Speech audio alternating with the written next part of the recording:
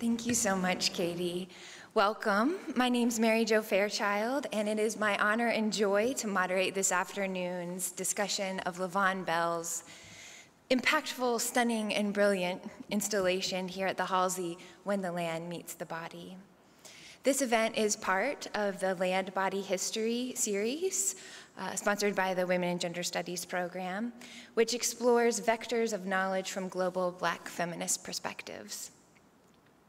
Before I introduce my friends and colleagues who are joining me today, I would like to take a moment to thank all the generous co-sponsors for the Women and Gender Studies programs series this week.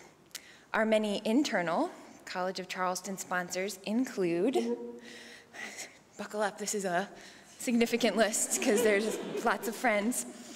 The Friends of the Library, the School of the Humanities and Social Sciences, the School of Languages, Cultures, and World Affairs, Avery Research Center for African American History and Culture, the First Year Experience, the Office of Institutional Diversity, Halsey Institute of Contemporary Art, with big special thanks to Katie Hirsch, Mark Long, and the entire staff, the Aesthetics Working Group, the African American Studies Program, the Department of English, the Department of French, Francophone, and Italian Studies, the Department of History, CLAW, which is the Carolina Low Country and Atlantic World Program, and LACS, which is the Latin American and Caribbean Studies Program. And our generous external funder is the Mellon Foundation, who was awarded a major grant to the Women and Gender Studies program to further the work of affirming multivocal humanities.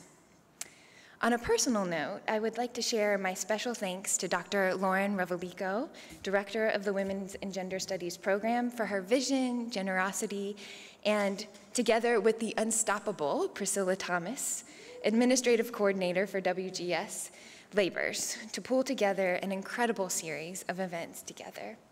Thank you for inviting us all to view and discuss Vaughn Belle's work.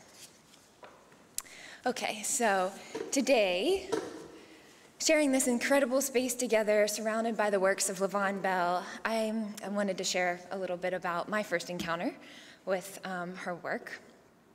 I first learned about Vaughn Belle's radical exploration of the material culture of coloniality and her work to present counter-visualities and narratives through the I Am Queen Mary monument. This public installation in Copenhagen confronted Danish colonial amnesia while commemorating the legacies of resistance of the African people who were brought to the former Danish West Indies. But it was not until I attended the artist talk Belle delivered right here at the Halsey last spring that I learned about her interrogation of and engagement with the archive in her work. In discussing a 2017 installation called Errata, which was in Copenhagen again, Belle said, quote, "So much of my artistic practice is based on challenging colonial narratives and hierarchies by offering insertions, transformations, juxtapositions, and alternatives to traditional archives," end quote. As someone whose life's labors are bound up in archives and memory work, that's the moment when I fell head over heels for Vaughn Belle. And as I hope we will find together, the women joining me here have even more profound and wonderful points of entry and relationships with Vaughn Belle's powerful and visually stunning art. So I'm going to introduce everybody, and then we'll get started with our conversation. Deborah Bidwell is a senior instructor at the College of Charleston and founder of Chickadee Biomimicry, LLC, and co-founder of Sharing Nature's Genius. Her scientific background is in biomimicry, environmental education, marine fisheries, and marine finfish aquaculture. As a biomimic, biologist, educator, entrepreneur, optimist, leader, and explorer, her goal is to promote deep reconnection, awe, inspiration, and action through her work. She believes amplifying the translation of systems-level biology for regenerative design through an expanding mutualistic network of biomimics, educators, social innovators, teachers, researchers, designers, and entrepreneurs will be the healing, culture-changing leverage point that brings humans back in balance with Earth. Professor Bidwell's most recent publications center around biomimicry pedagogy and didactics and include chapters in Springer's Transdisciplinarity and the book Beloved Economies, Transforming How We Work. Madi Crabtree is writer and associate professor of African American Studies here at the College of Charleston. An interdisciplinary scholar, her research blends Black studies, cultural studies, history, and literature. She seeks to excavate Black life beyond the binary of suffering or resistance by exploring how culture provides a lens for understanding the struggle of Black liberation, but also Black ingenuity, joy, and love. Her book, My Soul is a Witness, The Traumatic Afterlife of Lynching, was published in 2022 by Yale University Press. She also has published essays in Raritan, Rethinking History, Contemporaries, Chronicle of Higher Education, and several others. Currently, she is working on a book of essays titled Co-opted, Essays on Black Studies and Ethical Praxis in the Age of Neoliberalism, and a monograph on the pleasures of political utility of guile, deception, and humor in the African American cultural tradition. Professor Crabtree previously was a visiting research scholar with Princeton University's Department of African American Studies, and she received her A.B. from Amherst College and her M.A. and Ph.D. from Cornell University. Shannon Eves is a historian and assistant professor here at of African American history here at the College of Charleston. She specializes in 19th century U.S. history, African American history, and slavery and gender in the antebellum South. Her forthcoming book, Sexual Violence in American Slavery, The Making of a Rape Culture in the Antebellum South, will be published by UNC Press. This study examines how the rape and sexual exploitation of enslaved women created a rape culture that was woven into the very fabric of antebellum society, influencing the daily life for both the enslaved and enslavers. Also forthcoming in 2024 is her book chapter in the edited volume, The Gendered Republic, called It's Possible That He is the Author of the Poor Things Being, White Southern Men, Interracial Sex, and the Fight for Honor. Dr. Eves has been awarded postdoctoral fellowships by the Association of American University Women and Rutgers Center for Historical Analysis. She received her PhD from the University of North Carolina at Chapel Hill.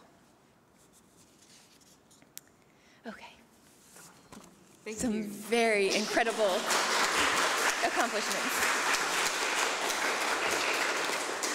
So the main themes for our conversation today and this afternoon are going to revolve around rebellion and nature, rebellion and the body, memory and making visible the unremembered, and history and decolonizing art, archives, and identities, and many other things, because Vaughn Belle's work touches on these and more.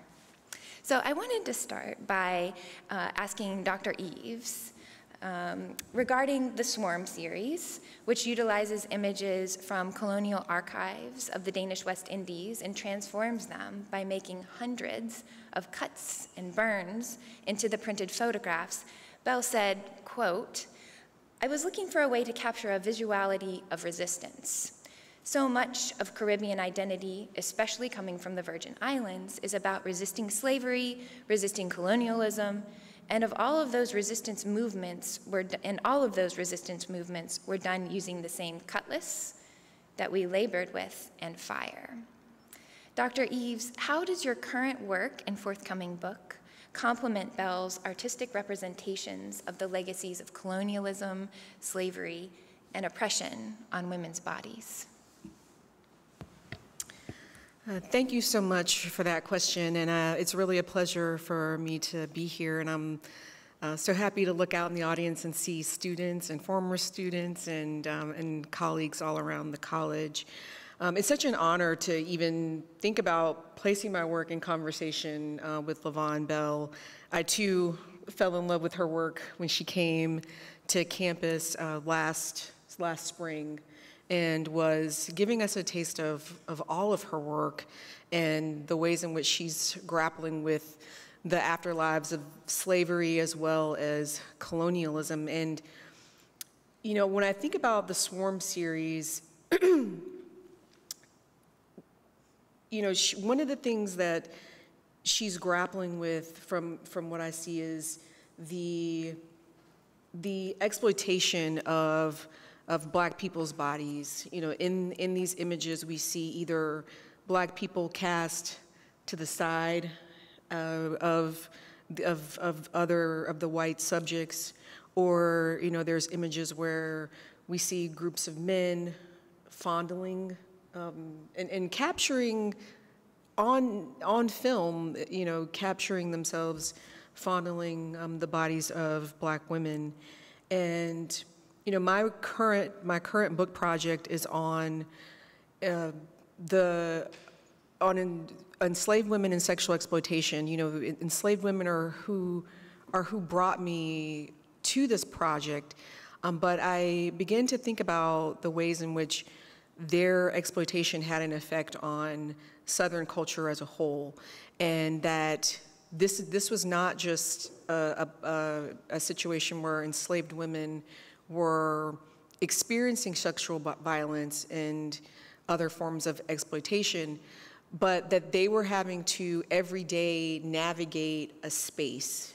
And so it wasn't just the acts of violence or the moment where they were faced with violence. It was the fact that they had to always be cognizant that violence could be around the corner, that they were having to traverse a cultural landscape that was marred by violence that had already happened, violence that had the potential to happen. And so, you know, that, to me, I think that really, for me, resonates with what's going on in these images and, you know, what Vaughn Belle is grappling with. I mean, we actually see visible representation of what it looks like for Black people to be subjugated. Their subjugation has been captured in film. And I was about to say caught on film, because I think, you know, we currently live in a society where things are caught on film all the time, right? You know, we have cameras in our hands on a daily basis with our cell phones, and people are taking pictures of us and we don't even know it. And, you know, people can be caught up in these surprise moments. But that's not what's happening in these images. You know, when we think about photography and the introduction of photography in the 19th century, these images that are being taken in the late 19th century, early 20th century, this is a time period where people put a lot of time and thought into photography. Having your picture taken was something that, you know, was something that you had to have money to do. It was, for some people, they only had their photo taken maybe once in a lifetime, if at all. And so to think that you are in a place and time where having your photo taken is a luxury, and so these images are very curated. You know, they're not I mean, you know, we live in a culture where we also take a lot of time to curate images as well, but, you know, these are, you know, but we live in a culture where we can take 1,000 pictures and then choose the one that we want best.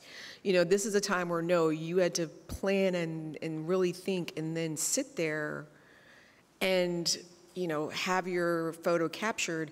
And so the fact that they, you know, wanted to include Black people in those images, but include them in very particular ways, whether it was, again, cast to the side or in a way where we actually see the exploitation of their bodies captured on film, I think says a lot about the system of Black subjugation that was inherently woven into colonization, inherently woven into, you know, enslavement in the earlier century. And so, you know, I see so many connections, and I hope to be able to, you know, continue to talk about those connections over our conversation. Yeah, thank you so much. I want to sort of shift a little bit and talk about archival silence.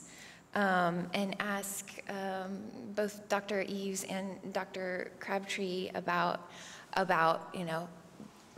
this concept and how it intersects with their work. So I noticed, I was doing some reading and research on Vaughn Belle as I was preparing for this, and honestly, the moment that I encountered her, I started reading some of her work, and I found a roundtable conversation published in the Feminist Review in 2020 that includes Vaughn Belle and also Julieta Singh, Zion Khan, and one of my archival sheroes, Holly Smith, who's the archivist at Spelman College in Atlanta. And in part of that conversation, Holly Smith said, quote, "Historically marginalized communities are not often present in written archives, from benign neglect to intentional erasure. So our ancestors had to sing, dance, and create our stories, even allowing their physical bodies to be the archives of their memory," end quote. Indeed, again, in the Swarm series, Belle cuts and burns around Black bodies so that they would be foregrounded in Victorian-era photographs of people living in St. Croix. On the front, the people who are enslaved are brought into sharper relief, but on the verso, the same figures are clear spaces in the midst of this swarm. I couldn't help but think about this particular aspect of the work as a metaphor for archival silence, right? The archive is the swarm, and the blank space occupied by the enslaved people's images, bodies, the silences.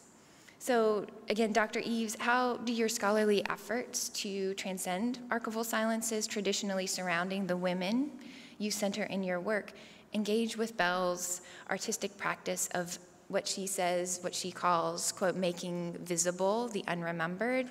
And also, Dr. Crabtree, how does archival silence and the concept that the phrase that you use to accompany it, the virtue of refusal, themes that show up in your book and current and forthcoming projects, again, engage with this practice that Vaughn Belle uses in all of her work to make visible the unremembered?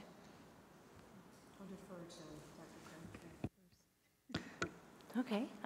Thank you, everyone, for coming today. It's very exciting to see a full house, some familiar and friendly faces.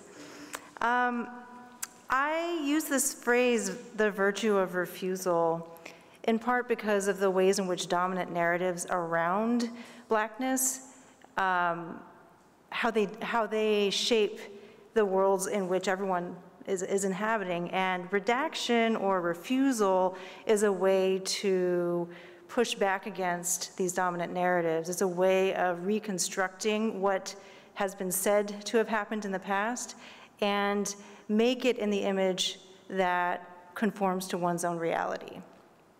And what I see happening, especially in the Swarm series, is a kind of redaction.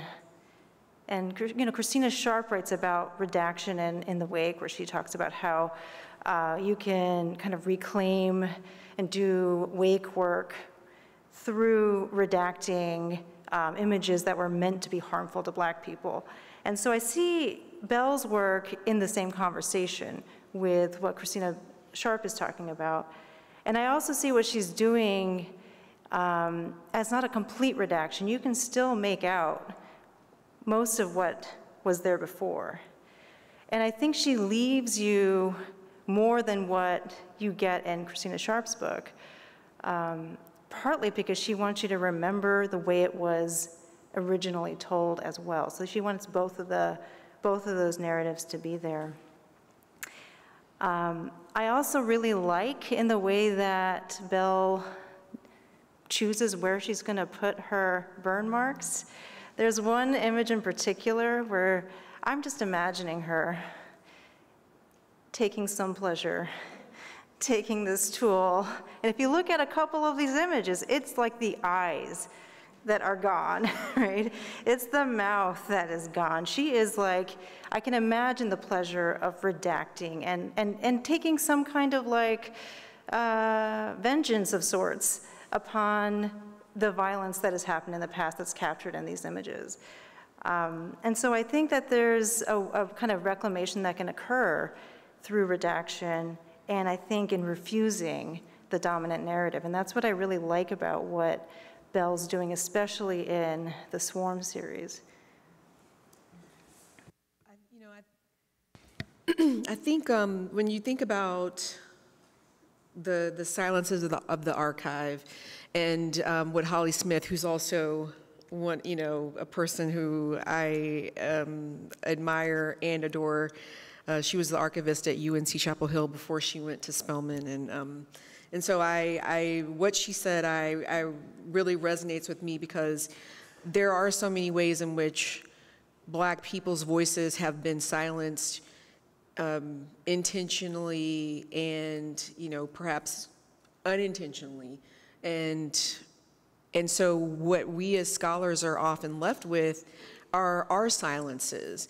And for so often there were attempts to tell stories of slavery or the American Revolution, and we have instances where Black people are completely written out of those narratives altogether, or there were historians who were attempting to tell stories about slavery, but were only doing them from, telling those narratives from the standpoint of the enslaver, as opposed to giving any sort of voice to enslaved people. And for historians like myself who are looking to, give a voice to enslaved people, or to at least try to shed some light on enslaved people's experiences from their own perspective, it can really be a challenge, because we know that across the Americas, there were bodies of law that were created to silence and to keep enslaved people out of the archive. It was illegal for enslaved people, here in South Carolina, for instance, per the various iterations of the slave code, 1690, 1740, that it made it illegal for them to read and write. And so there are so few records of enslaved people where we can capture their voices. But what we as historians have learned to do is to read the silences and read against the grain, take material that is produced by enslavers, and take the little bit that we are getting of enslaved people's experience, but reimagine that, what we're being told, and think about what that would look like from the perspective of enslaved people. And when I think about what Vaughn Belle is doing, bringing to the fore the Black subjects of these paintings who were purposefully intended, to be placed in a position of subjugation by, creating these swarms through these cuts. She's obscuring the power structure that once intended to subjugate those people, and now bringing Black people to the forefront. And one of the ways in which I am doing that in my current work, some work that I would definitely say has been made possible by you, Mary Jo. There's a letter that I found on my very first archival trip back when I was in grad school. So this might have been 2010. And I found this letter written by James Pettigrew, who was a really prominent attorney here in Charleston in the antebellum period.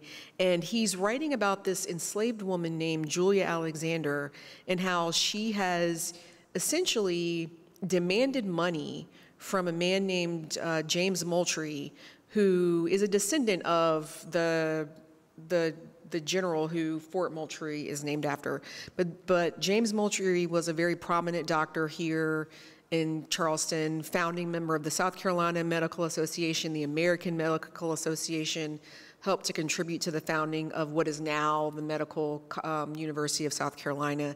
And he has fathered a child by Julia Alexander, and she wants him to recognize her child. She wants him to provide financially for her enslaved child.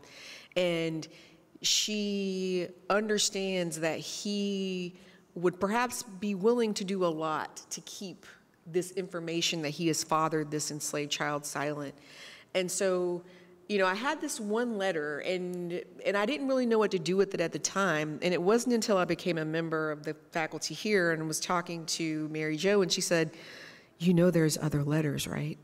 And I said, there are. And so, you know, she pointed me to the fact that there were 4 or 5 other letters. And so, you know, I learned not all that I wanted to learn about Julia Alexander. There's so much more that I want to learn about her, because these men in these letters, they're only talking about her to the extent that she's causing what they perceive as harm to their friend.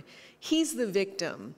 Even though, you know, this child was likely produced under, you know, likely under coercive measures. You know, the power dynamic that existed between James Moultrie and this enslaved woman, you know, you can imagine, you know, it's a power dynamic that's rooted in dominance and subjugation.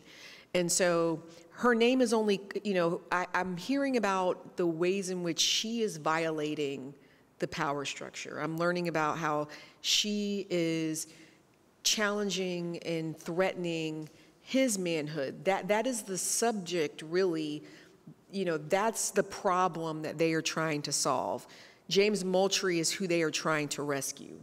But I want to be able to take these bodies of letters and write a story about Julia Alexander, this enslaved woman who is engaging in the fight of a lifetime, who is doing really something that is really, in many ways, unprecedented. I mean, she's essentially, I don't know if extort or blackmail, I don't know if those are really appropriate terms, but at the very least, she's asking for repair. She's demanding money and has found a way to get it. You know, I know from this body of letters that he made at least 3 payments to her, adding up to almost $1,000. I mean, which is, I mean, we're in today's money, I mean, that would probably be about $16,000. I mean, so this is a lot of currency that this enslaved woman has been able to extract from this man. But it's the reading against the silences. You know, I have to, you know, listen to them wax on about how, you know, how traumatizing this is for Moultrie and his fragile ego, and, you know, and I think a part of reading against the silences is from that, what I gather from that is how crafty Julia Alexander is, how strategic she is, how she's been able to get this group of men worked up in a tizzy and meet to pass back and forth money to then put into her hand, you know. And so, you know, that is the part of the archival work of reading against the silences, bringing Julia Alexander to the fore. And, you know, so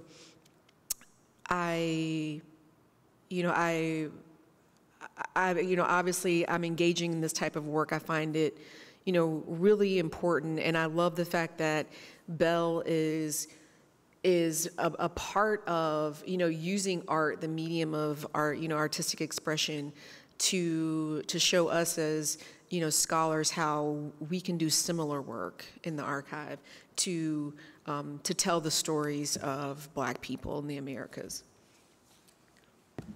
I think of that scene in the short film Effluvia, where she's literally like digging into the mud and excavating, and that's also what I was imagining as you were describing the process of going through those letters.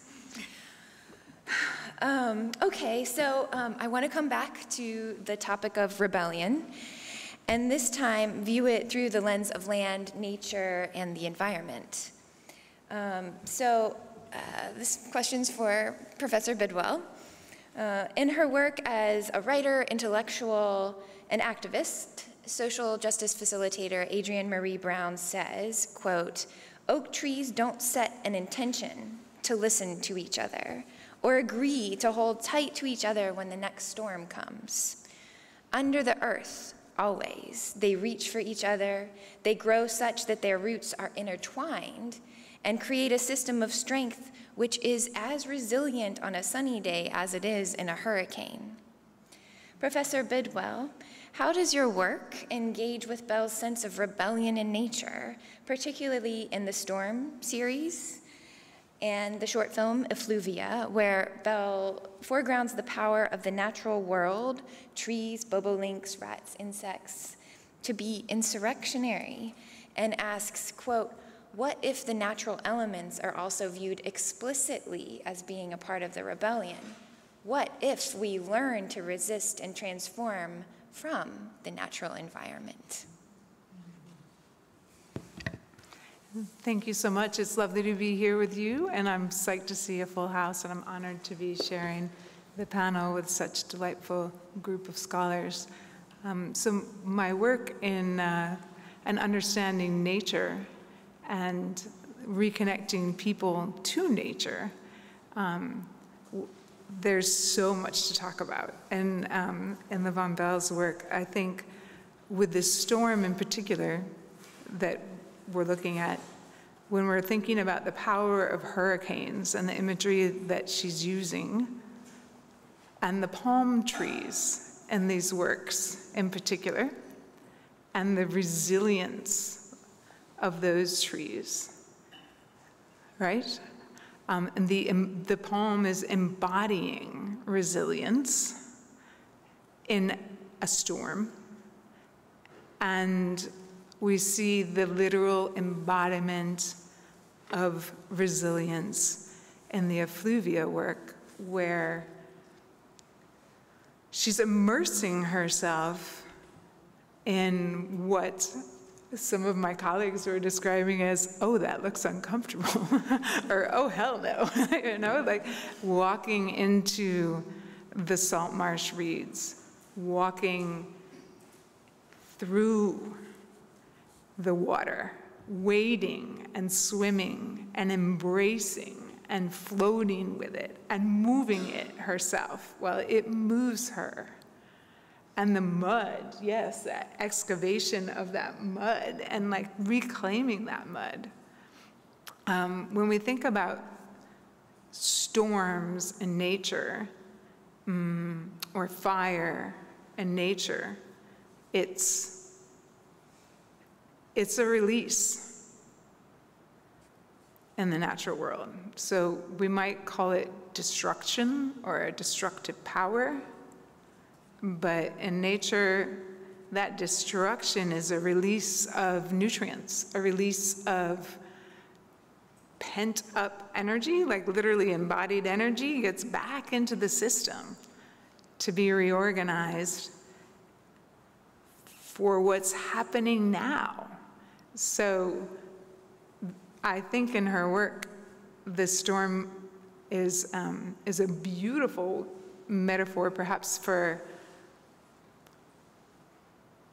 wiping away forcefully and reclaiming and reorganizing as a social movement. And in the work in the storm, you can see again the burns, the deliberate, precise, beautiful burns, and they're three-dimensional. They almost look like seeds. So I think of them as like a seed bank. The storm is giving opportunity for nurturing and culturing and cultivating fertile ground for change, for a new now, for a rebirth and a recycling. And I think that's incredibly powerful. I love that, she's, the poem that you chose, or the statement that you chose about live oak trees. Yeah, they really do. Their roots intertwine, they're better together. They've got that strong foundation and that low canopy, and a decentralized organization. So they literally embody shared power, right? And nature is all about sharing power. There's not a hierarchical rule maker in natural systems. It's just a self-organized shared power. So as we re-envision the way we want our work to work, our organizations to work, if we want to invite social change, then that metaphor is powerful. What we can learn from nature about sharing power, what we can learn from nature about reckoning with history and bringing forward what survives resiliently and providing opportunity for renewal and reorganization and regrowth. So that's kind of what comes to mind for me. And again, thank you for the question. Thank you for the answer. It makes me think of this phrase that Jenny Odell, who she's a writer who's published a couple of books recently, including one that's called How to Do Nothing. She calls, she has a phrase called manifest dismantling, and this idea of, it's a counter to manifest destiny, where, humans are not the center of things, and the shared power that we should have with nature is so essential. Thank you. I want to move and ask Dr. Crabtree about art and inspiration. So Dr. Crabtree, in your book you write, quote, "Art compels us to pause and think more deeply. It demands self-reflection that prompts us to ask who we are and what we can become, and it urges us to abandon stale questions and imagine new ways of seeing the world." Thinking about the power of decolonizing art, archives, and identities, can you share your thoughts on art, particularly Vaughn Belle's art, as inspiration for scholarship?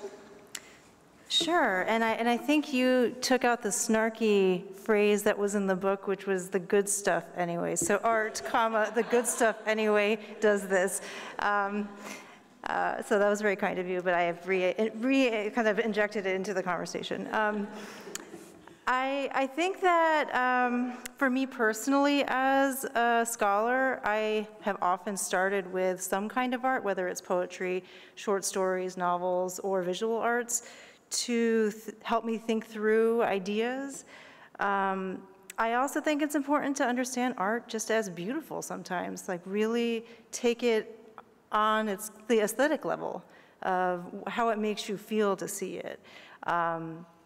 I think also art is very helpful for thinking about, and even nature is like this too. I go to the ocean to think about metaphorically what's the ocean providing me in terms of how I might think differently about the world around me. There's a way in which even just the ways in which waves kind of take away and give back, what does that help me think through when I write about Black life, right, and Black culture?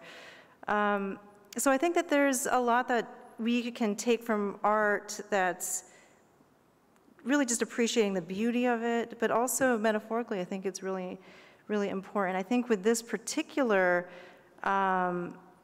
with Vaughn Belle's work in particular, we haven't really talked about the very ethereal watercolors that she made in the series called Every Island is an Effort at Memory. What I like about this series, as she described it, when she gave a talk a few months ago, was that we often think about islands in terms of what we see above the water, but there's all this stuff that's underneath, right? There's trenches underneath. And again, I don't know if that's what she wanted me to necessarily take into, the way I think about what we can and cannot see, what we can and cannot recover, what we can and cannot, and maybe should not talk about as a scholar, but I definitely felt that in looking at her work. Swarm also made me think about how we can revise and redact and play around with historical artifacts. Not to as a historian, I would not be able to publish anything if I just made stuff up, right? But what I'm doing is trying to recover things that have been hidden, trying to reframe how we ask particular questions. So I'm not literally redacting, but I might be coming at something differently, and I think that's something that, that's why we write history, that's why people still are writing history about things that happened 2,000 years ago, right? I mean, it hasn't all been said. And yeah, so I think that there's just a lot of things that we can take from this, art in particular, and I think thinking about the conversations that she's hopefully raising around colonialism and its legacies, about the environment, and sometimes the renewal that might be potentially possible through things we often describe as destructive. I think there's there's a lot of ways in which we can learn from what she is putting forth, but really, I like being in the presence of her work because it's so beautiful. It kind of calms me, centers me, even while in some cases it is also very, unsettling.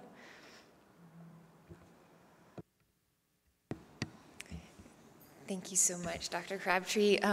If, Dr. Eves, Professor Bidwell, if you have anything to say about art and inspiration, we're all ears.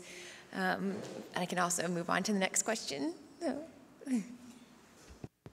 No, I was just going to say that, even before we came out here, we were having a talk, and I just think about how it was just, just colleagues, just how this artwork just had led us to have what was a really a refreshing talk, and I think that we're having a refreshing talk right now as well, but obviously back then there's our hair was perhaps a little bit more let down, and but there's so much to take away, and one of the things I thought about with what Dr. Crabtree just said is one of the things that I said earlier when we were talking was with the Storm series that it makes me think about, because when Vaughn Belle was here earlier in the semester when the exhibit first opened, she talked about how she had this paper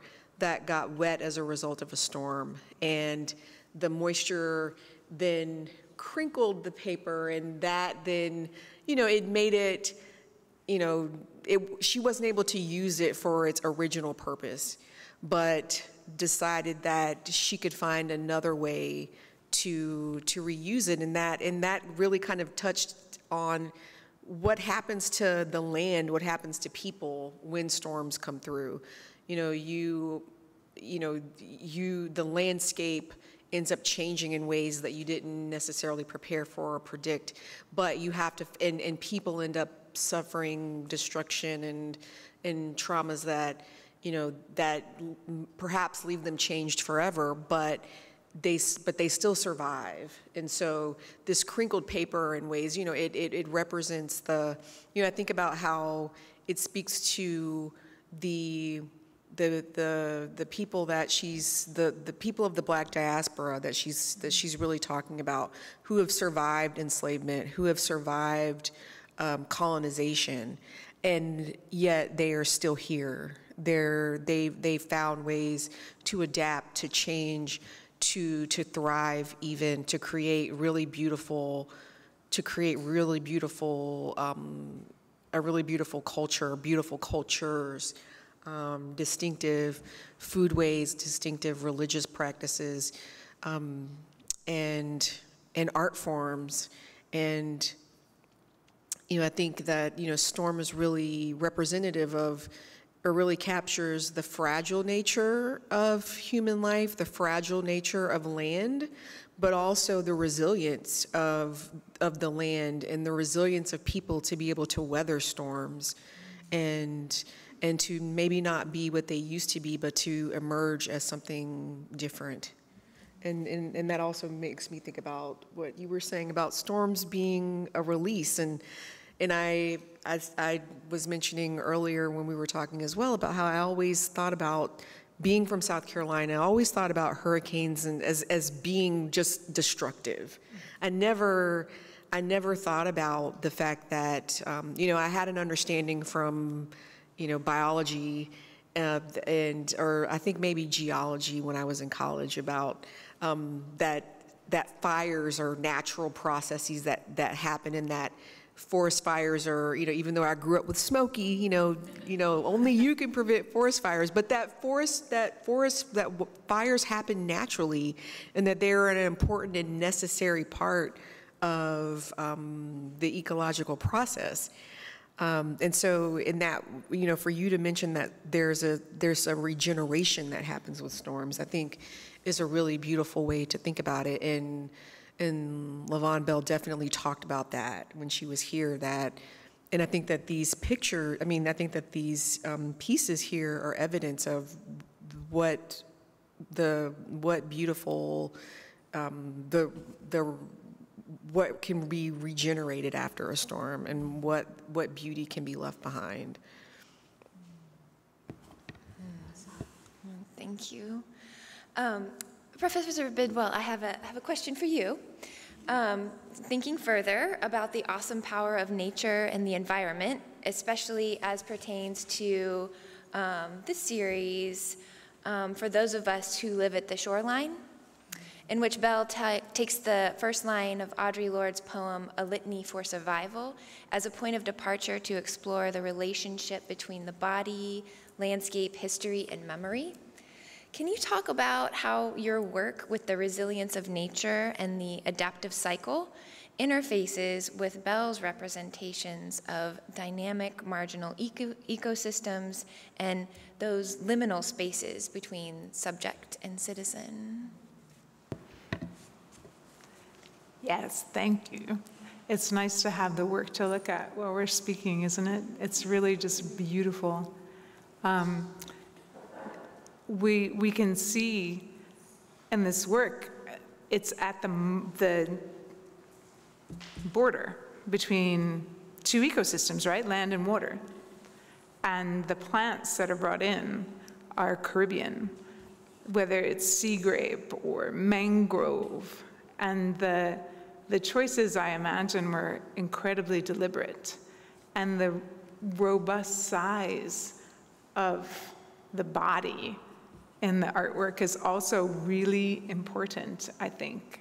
It's outsized, right? So this work around the edges, it is rebellious in a way, and it's also regenerative, and it's like a literal reconnection on the border between two places, and placing the body as art at that space, at that.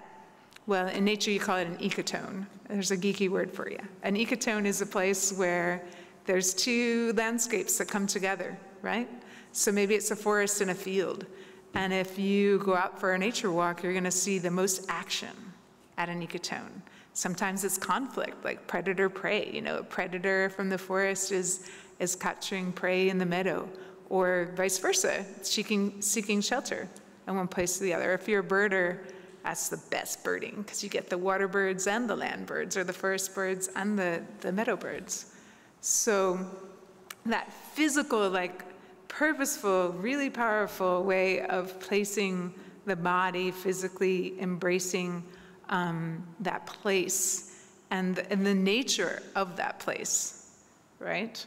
The African diaspora, the Caribbean landscape, the living on an edge metaphorically, and the fragility. I think it's really beautiful as well because it's this reconnection, right? As humans, we like to pretend that we aren't part of nature, or that we're disconnected from it, or we other nature and therefore we other ourselves.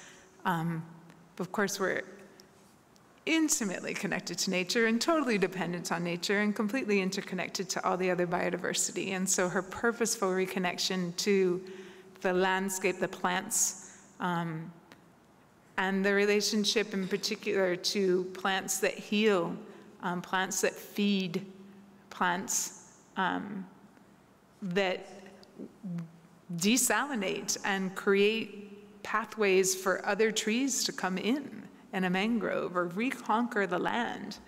And of course that water, right, the ebb and the flow, it can be incredibly powerful, that dynamic marginal ecosystem, right, as you put it. So yeah, change is the only constant on Earth, and humans like to pretend we're above it or can control it or have dominion over nature, but obviously we can't. And I like the way she's playing with that, and really purposely reconnecting body to place in her work, and effluvia in particular. It's a radical reclaiming. I mean, if you watch effluvia, the first time you were saying, oh my gosh, I was freaked out. I was like, oh, all the critters. And what about, oh, the chiggers and the Spanish moss and the, I would never swim in that, right? But she's just in it. And not only that, but is like becalmed within it. So it's like that deep personal reconnection feels really healing, really powerful, and the embodiment of the storm and the work of Fluvia is also quite important. So I think when we think about nature and rebellion, and nature as wilderness, and reclaiming our own place in nature, and nature as everywhere, and nature as us, and us as nature, I think this work speaks beautifully to that. And I could go on, but I'll stop. Thank you so much. Change is the one thing that we can count on. Little shout out to the prophet Octavia Butler, and also Vaughn Belle's just beautiful illustration of that truth. I think we have time for one more question. This one is for Dr. Crabtree, and I'm just gonna, at the risk of being too literal, I'm gonna ask anyway. I was also thinking about asking you to situate elements from Belle's Storm series in conversation with divine justice folkways in Waco, Texas, in the Waco, Texas African American community, decades after the lynching of Jesse Washington, and others in the 1953 tornado that you write about so beautifully in your book.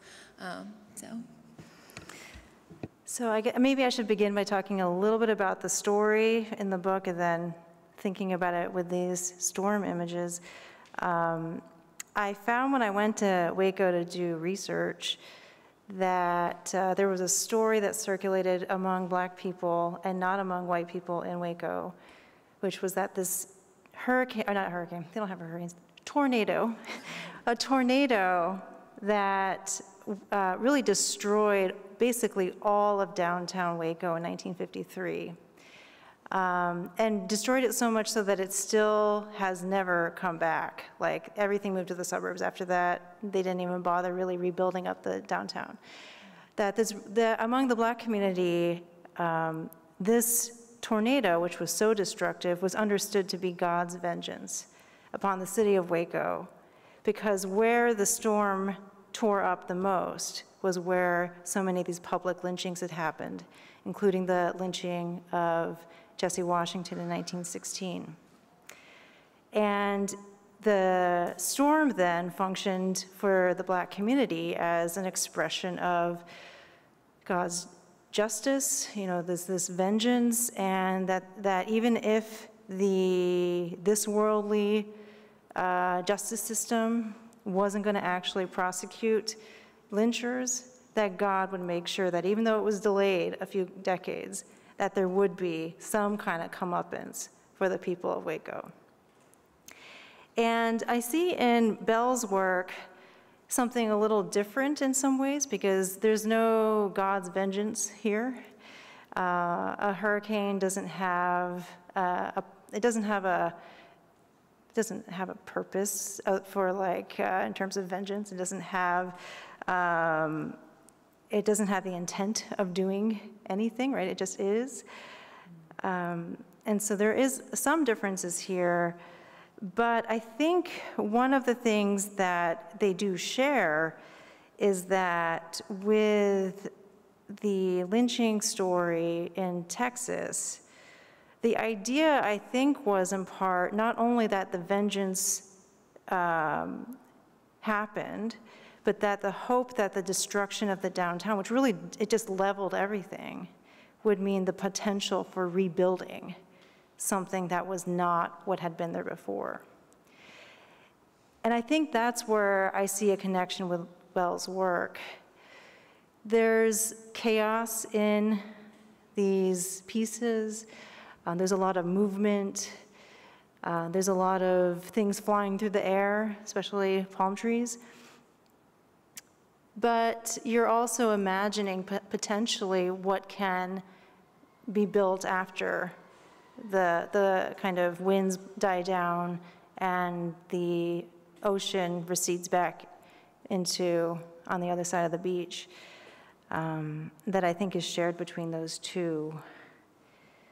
So yeah, I think that there might be some regenerative renewal possibilities in both of those stories.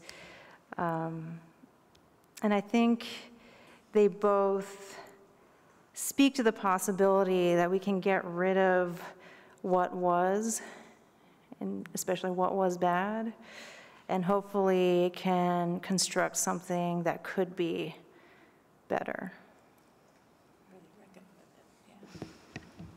Wow, thank you. Thank you all so much. We are right on time, which is a lovely thing, I suppose. I just want to thank all three of you for sitting and having this conversation with me. When we had our hair down before, I said that, you know, the last couple of days, that the time I've had to kind of sit with, you know, each of your bodies of work a little bit, I want more, has been pure joy and absolutely delicious. So thank you for this opportunity to be in conversation together, talking about Vaughn Belle's incredible installation. And thank you too. Yes, Yes, thank you.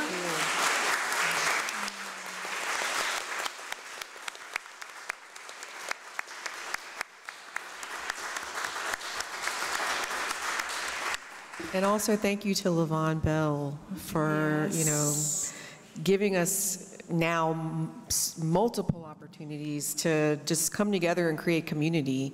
I mean, I think that's, you know, I mean, the work is beautiful, but I think also these conversations that have been inspired by her work are really that's the real magic, and it's the gift that, you know, she's given to all of us. So.